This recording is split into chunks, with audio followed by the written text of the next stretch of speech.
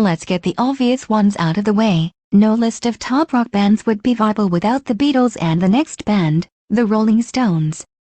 From 1963 until their breakup in 1970, the Fab Four enjoyed the most condensed run of brilliance in history, bar none.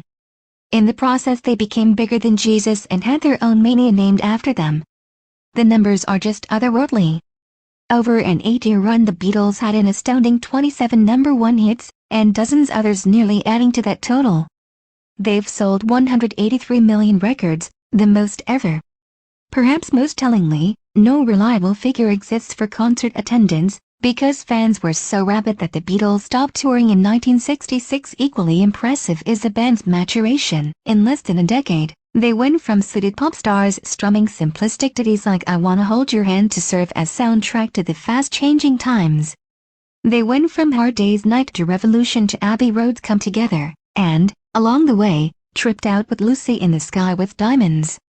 Any band in which the infinitely talented George Harrison is only the third most influential member is going to rank among the greatest ever. I was in high school in 1994 as the rock world mourned the death of Nirvana frontman Kurt Cobain. That summer, a band that had been going strong for 3 decades dropped its 22nd studio album. The album was Voodoo Lounge, and the band was the irrepressible Rolling Stones. The breakout single, Love Is Strong, was testament to the fact that, even in the heart of the grunge era, a good rock song is a good rock song, period. Several years later, Sopranos creator David Chase chose the lulling, haunting through and through to close the show's second season, 3, cementing the record's legacy. This anecdote is a microcosm. The Stones are a refreshingly stubborn counterpoint to the Beatles.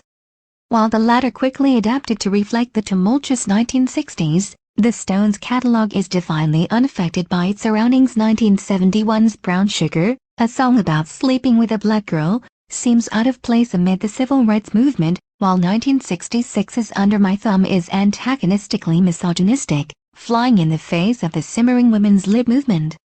Meanwhile, songs like Wild Horses and Angie reflect neither their times nor the band's remaining catalog. Their commonality is that they are, quite simply, damn good songs. When a band has two of the greatest songwriters of all time, timing and even consistency mean nothing. From this point forward, the list is in no particular order, except for this writer's opinion that the greatest American rock band ever is and always will be the Ramones. For starters, the Ramones were genre pioneers, a distinction that should elevate a band on any list. SCE, R.E.M, Nirvana.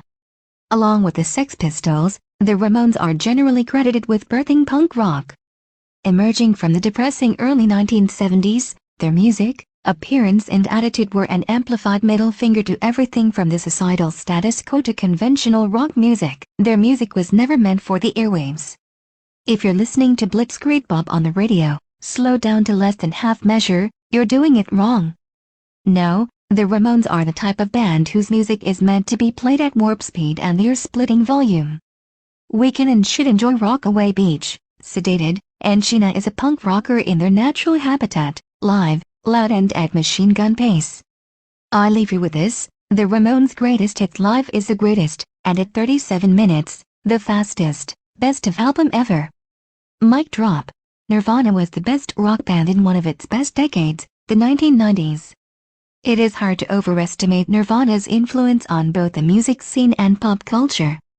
They were a transformative force despite fewer than 5 years in the limelight. A phenomenon abruptly ended with frontman Kurt Cobain's suicide in April 1994. For starters, Nirvana launched grunge music with its 1991 breakout album, Nevermind, and the music video, Smells Like Teen Spirit, that juggernauted the band to superstardom and has since become only the decade's second to reach 1 billion YouTube views. Almost overnight, flannel and ripped jeans were in style and 80s power ballads outdated. Nirvana's music lived up to its stardom, driven by a generational genius with unparalleled songwriting talent and the uncanny ability to scream on key. Lithium, 4, a song whose refrain is simply the word "yeah" yelled rhythmically, is a prime example of Cobain's rare vocal gift.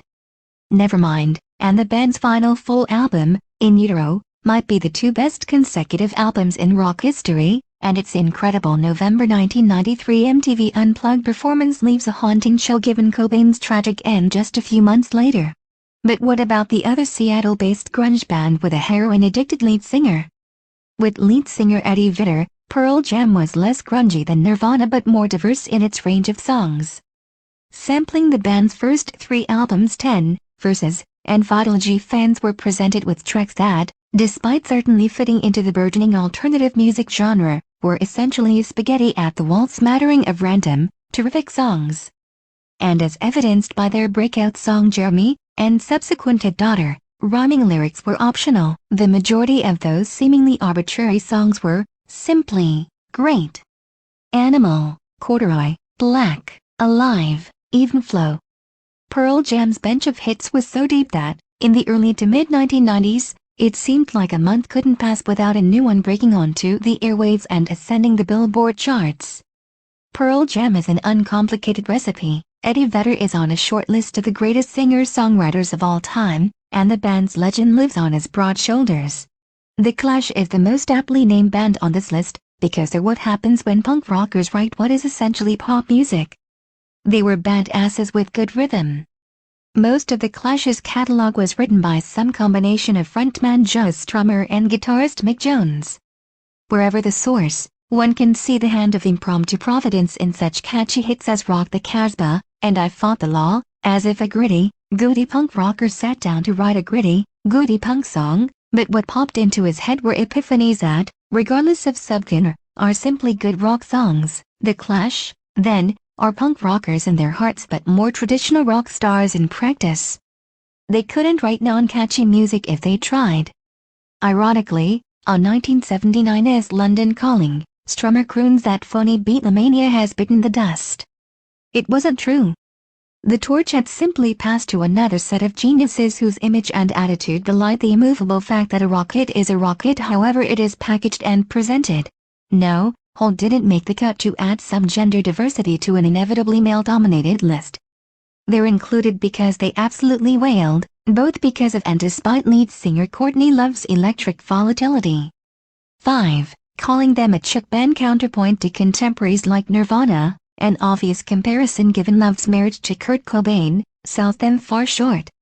They embodied a feminine heroine chic that resonated with disenchanted young General X women, a mid-generation gender symbol giving the middle finger not just to men but everything else, including themselves. Hole captured female angst, fear and depressed self-loathing better than any rock band ever. Their music reflected this mix of external rage and internal inferiority complex wounds. On the 1994 album Live Through This, the refrain of Violet screams "Go on, take everything," leaving listeners to wonder whether Love is confronting a male tormentor or declaring herself deserving of his torment. The lulling yet haunting doll parts has a similarly ambiguously placed hurt. It was 1998's Celebrity Skin, however, that cemented Hole's legacy. A handful of hits, including the title track's graphic depiction of a girl headed to Hollywood, headline an entire track list worthy of a best-of compilation. To this day hits like Awful and The Addiction-Addled Malibu are both catchy and gripping, meaningful melodies that stick inside our heads. Metallica holds the mantle of most influential metal band. The band grabbed an underground headbanging movement and took it mainstream, then were criticized for being too mainstream. Ah, the perils of success. And successful they were. Even as the grunge alternative music revolution simmered, 1991's self-titled album, also called the Black Album, showed heavier stuff still had a place with hits like Sad But True, Don't Tread on Me, and Enter Sandman, whose intimidating riffs and lyrics became both soundtrack and nickname for the greatest relief pitcher in baseball history. 6. Meanwhile, power ballads like Unforgiven and Nothing Else Matters display their lingering 80s roots and timeless songwriting bona fides. Metal traditionalists will point to a softening of Metallica's sound over the years, particularly on the underrated 1996 album Load. But earlier efforts like 1986's Master of Puppets, and the follow-up, and Justice for All were sufficiently hard to place them atop the all-time metal music mountain. Like any groundbreaking band, the mainstream music world's first reaction to R.E.M was probably, "What the hell is this?" That was 1987, and an obscure band with a cryptic name, it stands for Rapid Eye Movement, had just answered hair metal and cheesy pop music with Document, whose two smash hits, The One I Love, and It's the End of the World, were unlike anything before them. In the process, R.E.M made alternative music far less, well, alternative. Like Pearl Jam, the band has an anything-goes approach whose signature sound is noticeable only by the distinct voice of its lead singer, Michael Stipe. Starting in the late 80s and continuing through the 90s, R.E.M put together a string of hits rivaling any band over any stretch, with the exception of the Beatles. Losing My Religion, Everybody Hurts, Stand, What's the Frequency Kenneth, Orange Crush, Shiny Happy People. Their songs became so ingrained in pop culture that the 1999 biopic Man on the Moon, 7, about the life of legendary elk comedian Andy Kaufman, is named after the band's hit single of the same name, an acknowledgement that everyone not only knew the song but that it chronicled Kaufman. That level of societal saturation is rare indeed. The Heartbreakers hold the title of Best Band No One Knows by Name. Hint, it's Tom Petty's group. The Heartbreakers make the cut despite several obstacles. First, they're a traditional rock band whose peak success came when traditional rock really wasn't too big. Starting with their 1976 self-titled breakout album, which featured American Girl, through 1991's Into the Great Wide Open, the last to gain significant mainstream airplay, the band persevered through disco, punk, 80s pop, metal, alternative and grunge despite having exactly nothing to do with any of them. The second hurdle was Tom Petty. Not Tom Petty the extraordinarily talented songwriter. Tom Petty the below-average lead vocalist. I'll go ahead and say it, Tom Petty's voice is annoying.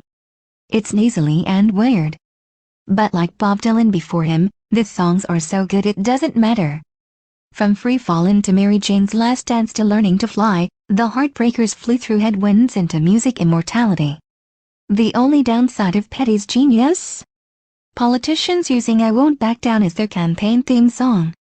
8. All best of lists are subjective, in the eyes, or in this case, the ears, of the beholder. But sometimes certain items make a list simply because the writer would look silly otherwise. I do not like Led Zeppelin. They simply aren't my cup of tea. But unlike other huge bands that didn't make this list, Kiss, the Eagles, Radiohead, I feel compelled to include Led Zeppelin. They are beloved and critically praised enough that I must recognize their genius regardless of my personal taste. For God's sake, Rolling Stone literally has an article called The 40 Greatest Led Zeppelin Songs of All Time. 9. In the face or such rarefied air, who am I to omit them? Their playlist is undeniable, albeit, in my opinion, a bit played out. Stairway to Heaven, Whole Lotta Love, Ramble On, and Gallows Pole are all objectively terrific songs even if I subjectively never need to hear any of them again, ever.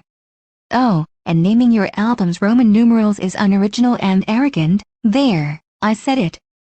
In justifying GNR's appearance on this list, we need look no further than the band's greatest hits album, which stacks up against any in rock history. In order, Welcome to the Jungle, Sweet Child O' Mine, Patience, Paradise City, Knockin' on Heaven's Door, Civil War, You Could Be Mine, Don't You Cry, November Rain, Live and Let Die, Yesterdays, Ain't It Fun, Since I Don't Have You, Sympathy for the Devil. Those songs alone let Guns N' Roses Snake Dance, 10, onto the list, but let's dig deeper. Despite its distinctly metal vibe, GNR's legacy is driven by a lead singer with nearly unlimited range and a collective songwriting with completely unlimited range. Seamlessly, GNR pivoted from speed metal to power ballad to songs so soft that Sheryl Crow can cover them. 11. The band also holds an interesting distinction. At nearly 9 minutes long, 1991's November Rain is the longest song ever to break into the Billboard Top 10. The lilting, rolling piano ballad, interspersed with classic solos from lead guitarist Slash, became an airwaves mainstay for months. The Go-Gos are the best all-female rock group of all time. They check a bunch of firsts and stand with some of the best. When they burst onto the punk new wave scene in the early 1980s, the Go-Gos were, unfortunately, somewhat of a novelty. The idea that an all-female rock band was both writing its own songs and playing its own instruments was new to mainstream music. Novelty or no, the band's debut album, Beauty and the Beat, became the first from an all-female group to top the Billboard charts on the strength of two smash hits, We Got the Beat, which peaked at number 2 on US singles charts, and our lips are sealed. Though the music stood for itself, the nascent music video business, pioneered by the then fledgling MTV, played a significant role in catapulting the Go-Gos from hitmakers to superstars. As well as having the beat, the flawed.Some obviously had a look that young women emulated and young men salivated over. With Vacation, the title track and lead single of their second album, the Go-Gos proved they were no fluke, and their success continued with 1984's Talk Show, featuring a trifecta of hits, Head Over Heels, Turn to You, and Yes or No. When considering Marilyn Manson's place in rock legend, close your eyes. Don't look at the intentionally provocative, arguably satanic imagery. Set aside the antagonistically gender-bending of its lead singer. Just listen. Marilyn Manson is the NWA of rock. People were too busy disparaging their look and their lyrics to fully appreciate their immense talent. A contemporary of theirs, Eminem, fell into the same overshadowing trap, and acknowledged that by featuring Manson in his video for The Way I Am, 12, and they blame it on Marlene and the heroin. Where were the parents at? The group, of course, also brought vitriol upon themselves. In the aptly named Irresponsible Hate Anthem, Manson admits he wasn't born with enough middle fingers on an album whose title, Antichrist Superstar, was AFCKU unto itself. But the music was fierce, unique and altogether outstanding. Despite going mainstream with, of all things, a cover of the Eurythmics' Sweet Dreams, the band had hit-worthy tracks on albums throughout the 1990s, starting with 1991's Portrait of an American Family, Get Your Gun, Kick and Sodomy through 1998's Mechanical Animal, Dope Show, adding to the talent muted by Noise Factor. 1996's Antichrist Superstar was both Manson's most controversial album and its best, the rare album where every track is best hits caliber. The White Stripes are the only band on this list from the 2000s. Along with contemporary acts like The Strokes, Arctic Monkeys and Yeah Yeah Yeahs, the band inhabits a rock subgenre called garage rock revival, basically a yearning for a back-to-basics approach in a post-alternative environment dominated by boy bands and hip-hop. It didn't work. Rock died. 13, but not before Jack and Meg White had something to say about it. After 2 solid albums that failed to break through, White Blood Cells skyrocketed the band to stardom with Fell in Love with a Girl. Fans buying the album quickly realized that the remaining tracks, including oddball anthems like the 20 Hotel Yorba and Mellow We're Going to Be Friends, bore little resemblance to the breakout hit. It wasn't what we expected, but it was, well, incredible. That's what the White Stripes are, a weird, nerdgasmic band who could also write mainstream meganuts. 7 Nation Army and Iggy Thumb blended with Dead Leaves and The Dirty Ground, and My Doorbell for a run of unpredictably perfect albums. If an absolutely awful biopic, 14, could disqualify a band from this list, Queen would not be on it. Luckily it can't. Because Queen's combination of cultural influence, societal impact and songwriting ability rival any band in rock history. That bum bum bum. 15. Sound you hear at every sporting event from the World Cup finals to Little League Baseball? That's a Queen riff. And when one team is ultimately crowned the best, they play a Queen song. We Are the Champions. Queen is one of those bands good enough to outshine themselves, meaning their greatest hits were so great that the rest of their catalog gets overlooked. When you bring the world Bohemian Rhapsody, Another One Bites the Dust, Somebody to Love, and I Want It All, the songs that were just a little less remarkable, yet fantastic nonetheless, tend to stall in the background. Googling Queen hit songs, one inevitably comes across several terrific tracks that you either forgot Queen performed or forgot, period. Aerosmith is another band that checks too many boxes to be omitted from this list. A trippy, funky rock hedge, versatile songwriting chops and a lead singer in Steven Tyler with a distinct voice are all factors in them making the cut. It is their staying power, however, that puts them over the edge. Aerosmith had big hits in 3 decades, and while having a few low periods never really went away. Oddly considering the eventual smash hit Dream On, their eponymous debut album was recorded in 1973 but not widely received until 1975.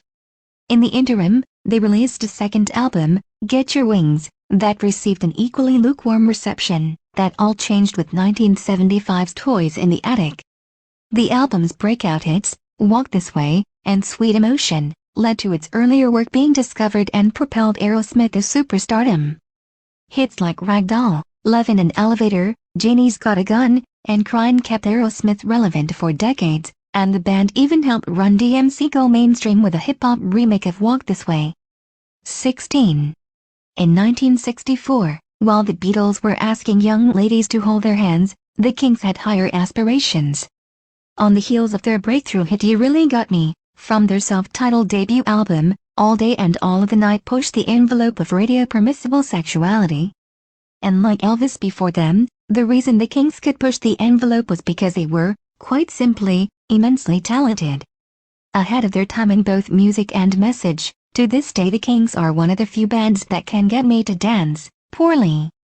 They have a foot-tapping irresistibility that makes their double album Best Hits compilation, Come Dancing with the Kinks, aptly named. At the same time, many of their tracks exhibit a seething mockery of idyllic post-World War II Western life, with tracks like Sunny Afternoon, and my personal favorite, A Well-Respected Man, dripping with sarcastic cultural critique.